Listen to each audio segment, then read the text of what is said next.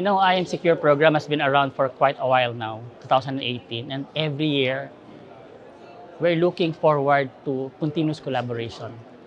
Collaboration, thought leaders from the industry, from the government, from the academe, to share knowledge, to share experiences. And I think that venue is a platform for us to be able to strengthen cybersecurity.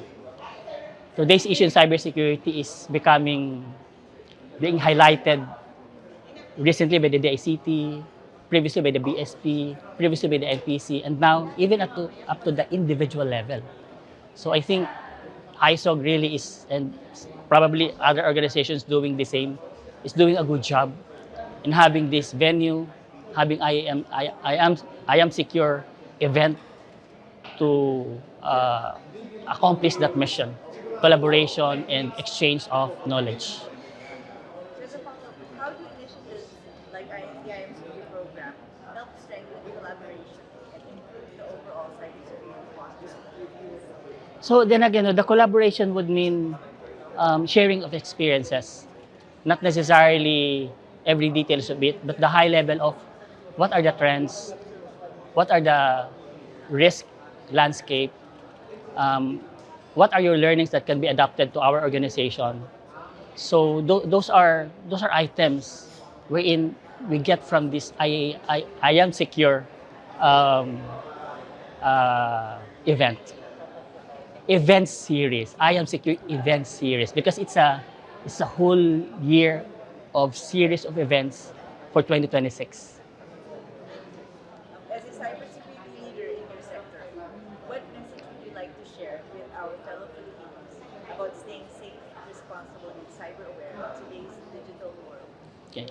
As a cybersecurity leader, we are quite lucky, fortunate that we understand cybersecurity from the core because we guide the organizations in defending the organization, the organizational asset. So we are in the very core of the practice. We are privileged to lead those organizations, but over time, cybersecurity is not only for the organization.